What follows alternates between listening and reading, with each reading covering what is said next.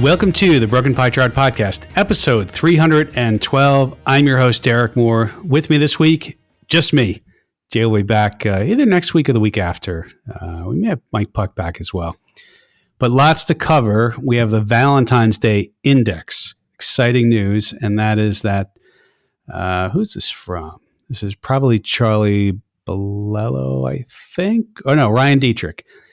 And Valentine's Day indicator is flashing green, not red.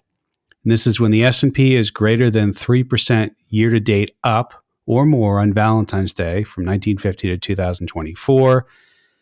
The average return is 13.7. The median is 13.7 for the rest of the year.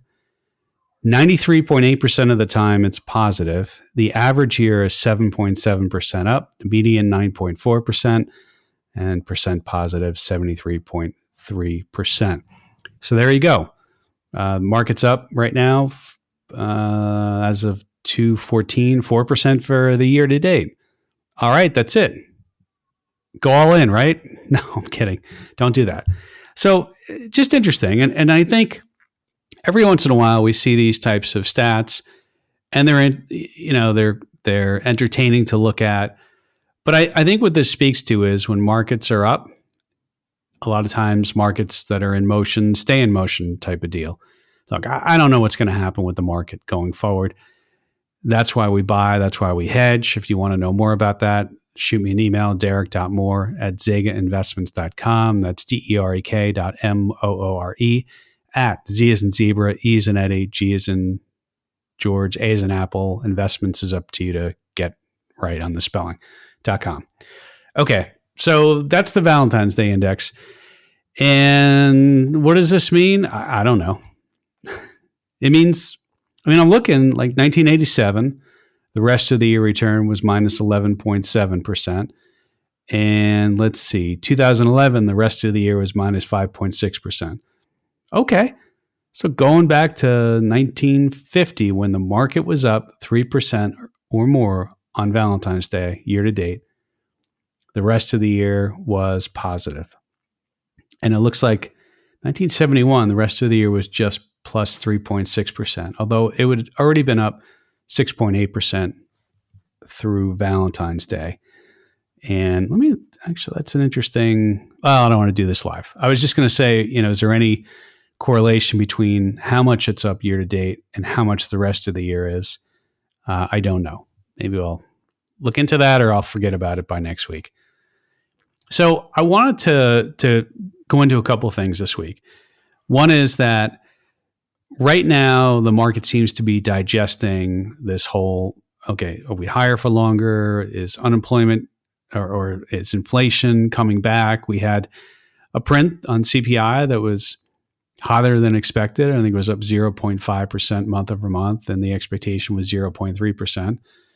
We know that inflation is still 3% year over year, and it was 2.5% year over year at the time of the first rate cut in, what was that, September 18th of 2024? Yep, so that was the first rate cut. So what's going on in the market? And I still like to go back to the 1995 example. I've covered that before, and I thought we'd revisit it, though. And what was interesting about the 1995 first rate cut example, comparing it to 2024, in July 6th of 1995, the Fed funds was 6%. They did a 25 basis point cut. CPI year over year at the time of that cut was 3%. It's actually exactly what we are right now. And when they did their first cut in September, it was 2.5%. Unemployment was 5.5 back in 1995. It was 4.2 when we did the first rate cut. This sort of regime back in September, it's now 4%. This was the one that was really interesting to me. The SPY total return, the year prior to the first rate cut in 95 was 27.67% up. It was 27.87 up in this first rate cut. Now, our first rate cut this time was 50 basis points. Back in 95, I remember it was just a quarter point. The big question, though, is, well, what happens after the rate cut? And in 95, the next year after that, the 1 year forward was a return of plus 20.63%. We don't know what it will be this time. So far, it's up 5.24% from September 18th through February 14th. I'm recording this on the weekend. The 10-year Treasury, though, a lot of people say, well, it's crazy. They cut rates, but the 10-year went up. Same thing happened in 1995. It was 6.03%, the 10-year Treasury yield. July 6, 95. A year later, July 6, 1996, was 7.02%. We know it's 3.7%. Currently, as of the close Friday, about 4.48% was the 10-year Treasury. I'm going to talk about Treasuries and why there's sort of an argument that they need to go higher, but I'll get to that. So, when you look at this and you think about the expectations for forward rate cuts, those have changed. And we know that currently it's 4.33 is the effective Fed funds rate. We know the target is 4.25, 4.5. But just kind of thinking back in January of 2024, the implied rate cut, or the implied rate for March 2025, which is when the next Fed meeting is, was 3.59%. It's 4.33 and will be, let's assume 4.33 or thereabouts coming into the March meeting. And there's, tiny percent chance that they'll actually cut. In fact, there's only one rate cut really priced into the Fed funds futures, and that's at the September meeting. It would be a 25 basis point cut. But that's it. So, 433 and 359 was what was in January 2024. It was predicting by March of 2025, 3.59%. No, it means we've had 3 less actual cuts than anticipated. Now, we know that from the 1994-95 example that markets can continue to go higher even if rates are higher. And we look at the 90s, Fed funds rate or interest rate, risk-free rate was 5% or higher for a while of that. The market having higher interest rates, and quite frankly, I think especially the longer end of the curve, should have higher rates. You should get something for putting your money and giving it to the U.S. government in exchange for a U.S. Treasury bond or bill or note. So there's an argument that rates actually should be higher and that the market should be fine with it. The thing that is difficult is, remember when people said, rates aren't going to go above 2.5%. They're not going to go above 3%. They're not going to go above 3.5%, 4%. And they went higher and the market still went up. It's the readjustment period when the market has to digest a new sort of reality about where rates are going to go. But as far as I'm concerned, I think the rates, if rates do stay higher, I think it's okay. I don't know what's going to happen. That's why we hedge. That's one of the core things that we do. We buy, but we hedge. We use buffers. We use hedges, different strategies. But, you kind of look at this and say, inflation, 3% year over year. Core inflation is higher than that. Super core above 4% year over year. Super core is basically services, less housing, less food, less energy. So there's an argument that rates should be here, or maybe should be higher. I said a while ago that I look at something like the 30-year mortgage rate against the U.S. Treasury.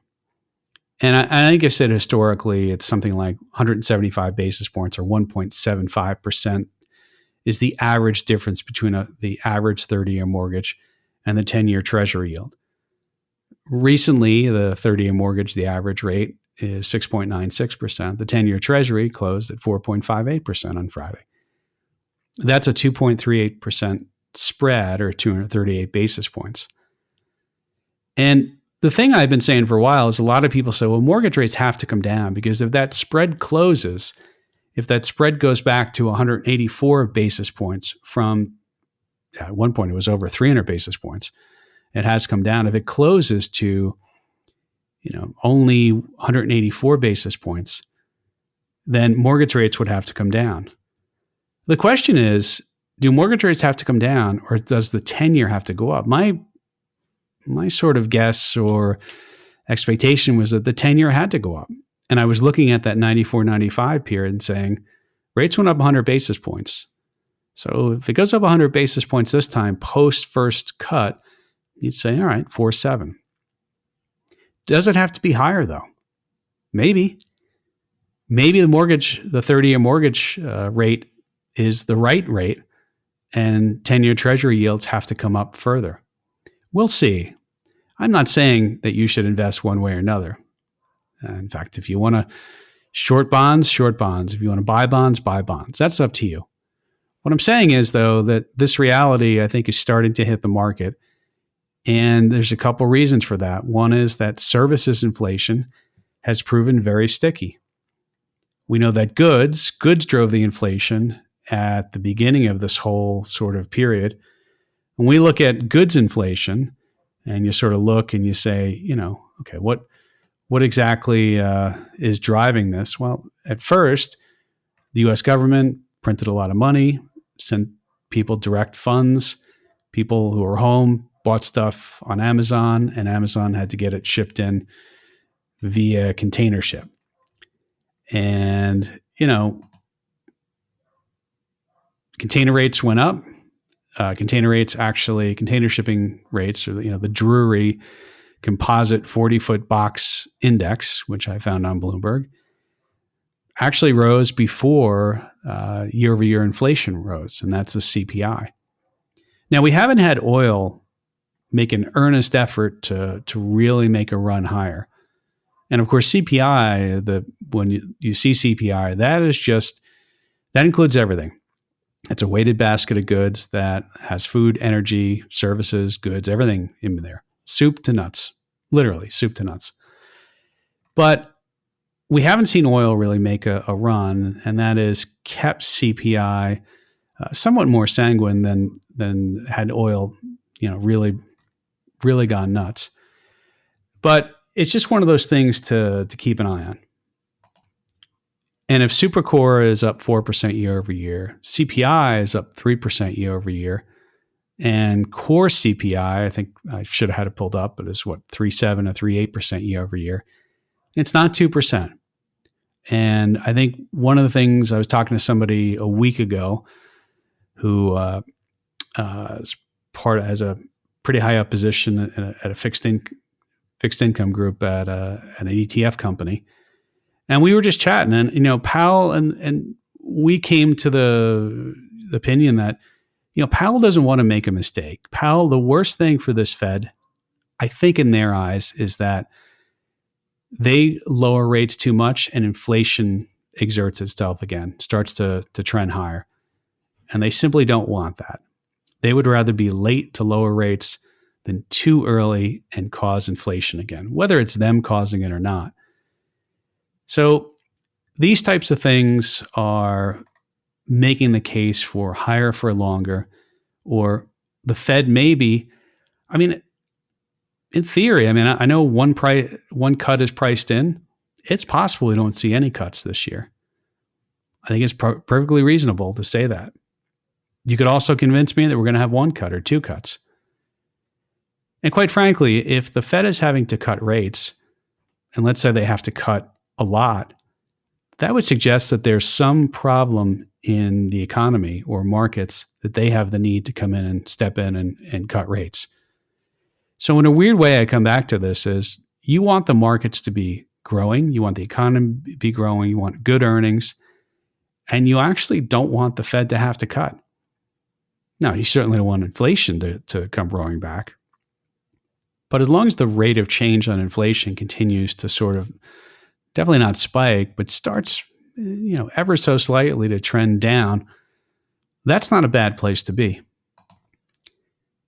I'll also say that another reason why rates, and particularly, let's say the 10-year yield, might stay higher is that, and this is something that John Hussman had written about I forget how many years ago, but it's the idea that the 10-year treasury yield has a correlation or relationship to the nominal GDP growth rate.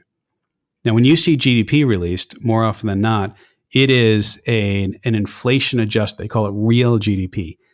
So the math doesn't quite work out here, but the back of the napkin says, if you have plus 6% nominal GDP growth, but inflation is 3%, you would say, well, you have real 3% real GDP growth adjusted for inflation. In other words, did you grow because prices went up, or did you grow because you grew?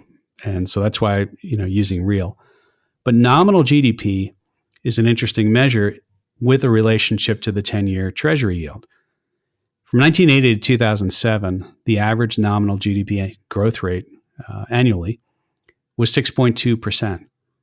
2008 to 2020, it was only 3.2%. We know that the 10-year yield was down during those periods, certainly coming out of the great financial crisis.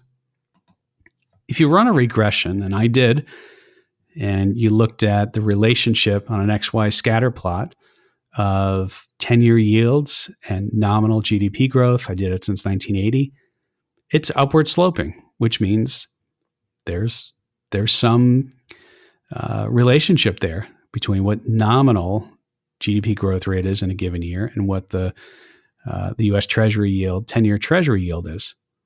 Now, for the math geeks out there and probably wondering, well, what's the R squared on that? It's actually about 33. So it's not 100%, but it's not nothing. And I think if you see this visually, you would say, well, if we're going to enter a period where nominal GDP growth, and I mean, look, 2021 was over, I think it was over 12. And then we had over nearly 8% nominal GDP growth in 22 and 23.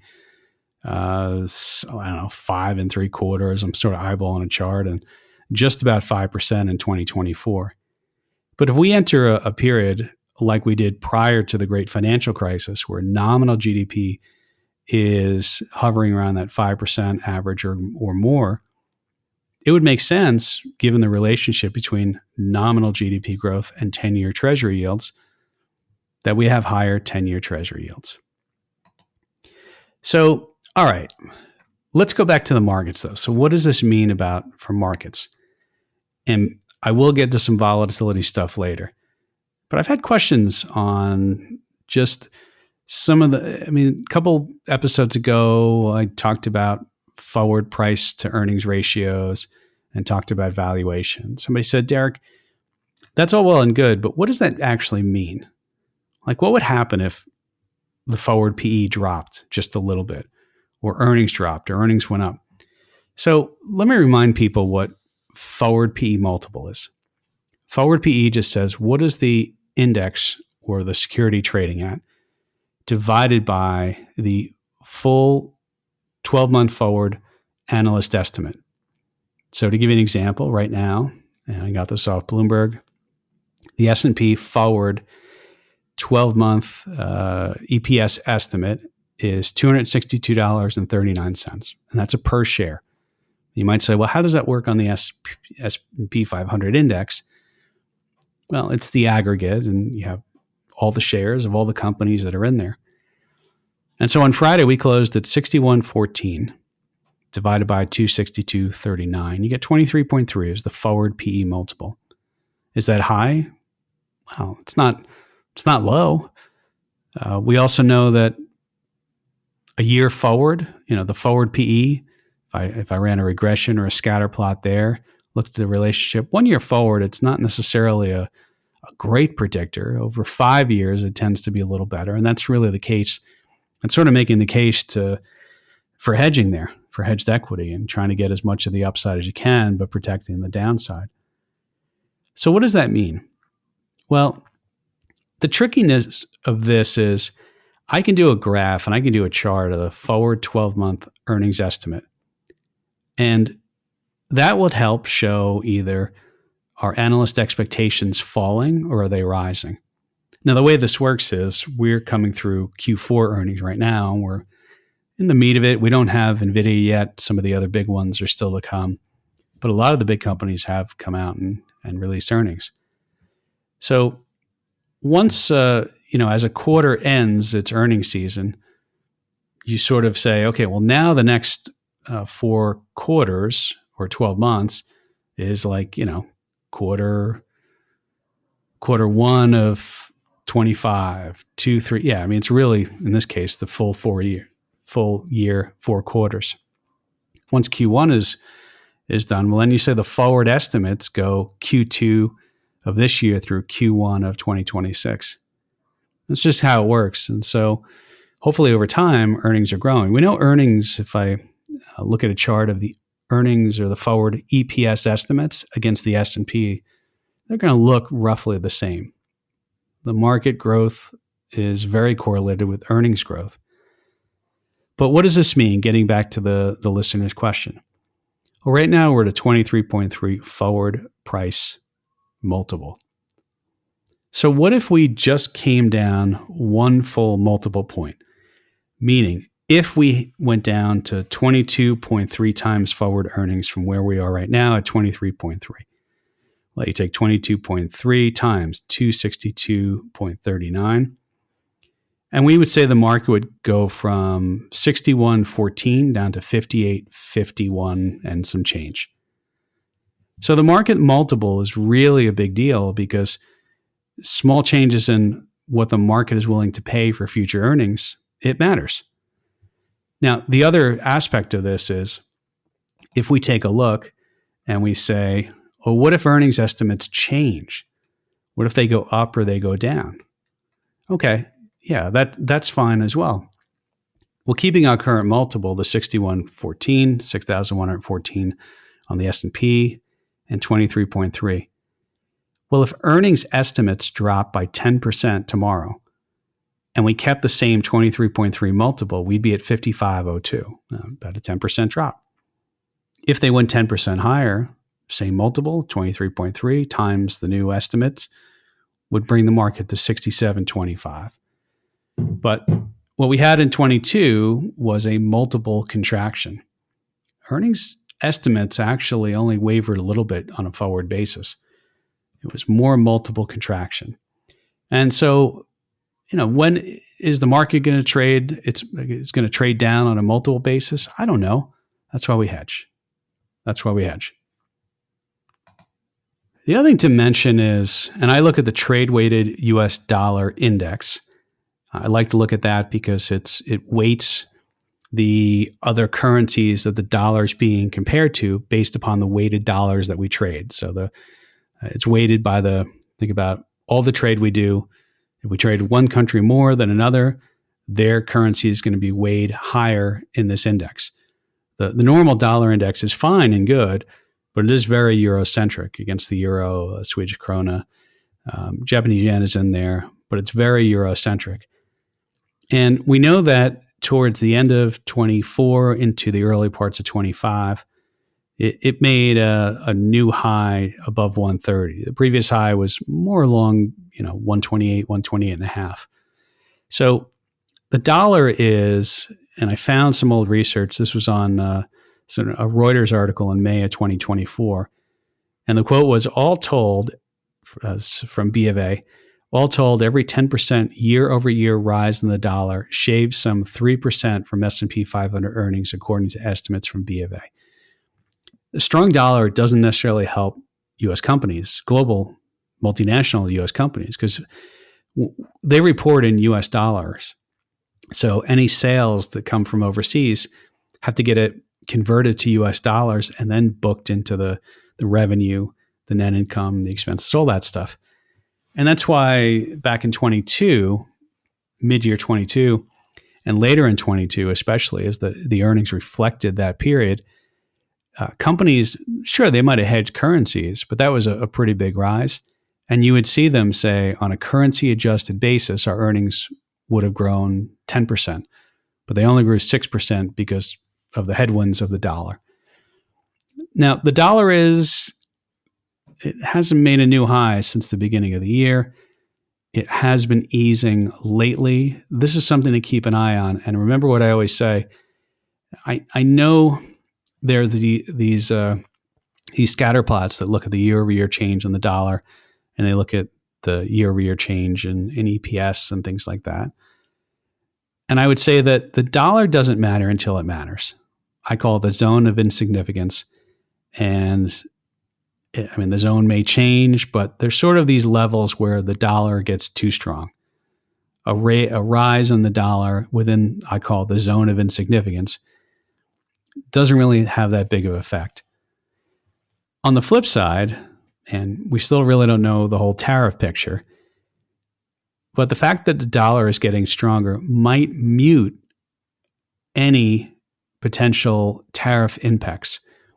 It's almost, the Chinese renminbi or Chinese yuan is down against the dollar, and it's almost like China said, let's lower interest rates, let's lower our currency. And so even if tariffs are 10 or 20%, the fact that our dollar is much weaker sort of negates the extra tariff, meaning, imagine it cost you $1 and then there's a 10% tariff. So now it costs you $1.10. But in dollar purchasing power, because the other country's currency is much weaker, it kind of doesn't matter because your purchasing power stays the same. So more on that to come, but it's something I'm watching. All right, let's switch over to a little bit of options and volatility stuff. And I like to do this through the lens of earnings. This week, let's see what we have in earnings. We have Alibaba before the open Thursday, Walmart before the open Thursday, Wayfair. I don't know. My wife buys stuff on Wayfair. It always seems to break. I don't know. Furniture. Sorry, Wayfair. I'm just saying. Let's see who else. Arista comes out Tuesday after the close. Baidu before the open on Tuesday. Let's see. Anybody interesting here? Wingstop. I'm always fascinated when you see some of these companies that trade. I'm like, oh yeah, Wingstop. All right, let's look at Alibaba. That's a good one to take a look at. So Alibaba reports earnings, and let's see. We said Thursday, so there's a Friday expiration. Alibaba options closed at 124.73. Let's look at the 125 options. So the 125 options, the strike, has an implied volatility of 103.86. 103.86. So when we look at that, 103.86, and we can take that implied volatility. If we want to figure out what is the market expecting on a one-day basis, and then we can kind of play it out to Friday. So on a one-day basis, you take 103.86 divided by 15.875, which is the square root of 252, the number of trading days in a year. And we would say the one standard deviation expected move right now is about 6.54%. So 6.54%, that's pretty high on a one-day basis. 68% of the time, we'd say up or down in the range 6.54%. All right, well, earnings aren't until Friday, and the market's closed on Monday. So really it's, you're talking about 4 trading days. So what you would do is, if you want to figure out between now and Friday, and you want to try and figure out, what's actually the expected move between now and Friday, how will we do it? Well, since it's 4 days away, we would take the square root of 4, which is 2, times 6.54, which is 13.08%. And we would say the expected range between now, Tuesday, Wednesday, Thursday, Friday, over the next 4 trading days, one standard deviation move is expected to be 13.08%. Okay, that's pretty healthy. And we would expect that with earnings. But let's also take a look and see what would happen if we just bought the straddle. The straddle meaning we buy the 125 call. And I'm not saying you should do this. I always like to go through this, though, in earnings. And that would be about 543. And let's see, the 125 put would be about 565. 565 and what did I say? 543. Okay. So 543 plus 565 means what? It means in order for you to break even, the stock would have to go up or down $11.08 to break even. And $11.08 is roughly, I don't know. That's roughly 9%. So if the stock doesn't move 9%, you buy this straddle, it doesn't move more than 9% up or down, because you buy a straddle, you say, I think it's going to move because earnings are coming out. The problem, of course, is that the market knows this. The market knows that. The options market is pricing that in. So that's the issue with buying straddles right before earnings. Now, you might be right and the market moves more than that. Great. Or if you're wrong and it doesn't move that much, it was pricing in quite a bit of volatility. So we'll see on BABA. And you could also sell that straddle. I wouldn't advise that because you'd have a naked call. I mean, you'd have limited risk to zero, but there's a lot of risk there. Probably better off spreading that. But anyway, I'm not saying to buy the straddle. I'm pointing out to you a little bit on volatility. So earnings, and when we think about options, when we think about earnings, the market knows the earnings are coming up. The market prices that in. The market prices in the fact that when earnings come out, it's one of the big drivers of movement in stocks. And companies might beat their earnings and go up. They might beat the earnings, go nowhere. They might beat the earnings, go down because they said something in the forward forecast that the market didn't like. What's the other one I mentioned? Arista Networks, Arista. So they're about a 130 implied volatility. And so you take 130 divided by 15.875. Some people do the rule of 16, where you just take it divided by 16 for quick math. All right, about a one-day expected move, about 8.19%. So that's volatility. Before earnings, I think, what did I say? They're Tuesday. So they're Tuesday. Just to give you kind of an example, if we just look at Apple already reported their earnings. They closed at 244.60. Their implied volatility is 25.83. So no earnings for Apple. They already reported their earnings, 25.83. And, you do the math there and you say 25.83 divided by 15.875. And it's an expected move about 1.63% on one day. So much less volatility. I think we covered Apple in a previous podcast, and I remember their implied volatility was much higher than it certainly is right now. And so we'll take a look. We'd like to take a look at those. All right, let me get to recommendations, and I'm going to recommend you watch. And by the time you're listening to this, last night, so I'm recording this early on a Sunday, but last night USA played Canada, and very highly anticipated game. And there were 3 fights in the first 9 seconds, and US won the game. Hopefully you don't have a tape, but sorry if you have it taped and you're waiting to watch it. Like, you should have watched it already. So there's more games on Monday, and then the championship game is on Thursday. And right now it's going to be the U.S. against either Finland, Sweden, or Canada. But I would recommend you watch these. I know Jay makes fun of me for being a hockey fan. I know I've gotten emails from listeners who are hockey fans. I think we have one who's up in Ottawa, and I've been telling Jay he needs to go see the Florida Panthers. I don't think he's seen them yet because he lives in Florida. I live in Arizona, and unfortunately, we lost our team. That's another story for another podcast. But so watch that. It was just great to see, because all-star games usually they go through the motions. Nobody plays defense. It was hard checking, hard hitting, couple fights. Crowd was really into it. It was in Montreal, which is in, the Canadian hockey fans are unbelievable. They are so passionate about that sport. I've been to a game in Canada. I went to a game in Vancouver, and those fans were just so into it. Great experience going up there. So watch the hockey. And if you're not a hockey fan, I don't know, watch Miracle. There you go. That was on recently, the 1980 U.S. hockey team, which is a great story.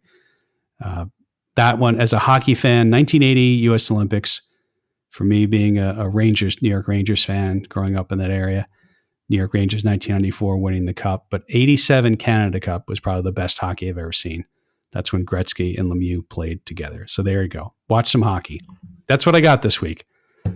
Nothing else. We'll come back next week. Either Jay will be back or somebody else will be on with me. And keep an eye on the markets. And I think the thing to watch now is, sure, there's some tariff stuff, but keep an eye, this March Fed meeting will be interesting because that's going to be a market mover. Also, the Fed minutes are coming out. So you see, the Fed minutes, I'm sure it's not word for word what is said in those meetings. Somebody's sitting there taking the minutes, but they're still interesting. All right, that's it. I'm done. All right. Enjoy the hockey if you will watch hockey. If not, enjoy whatever it is you're enjoying. We'll talk to you next week. Bye.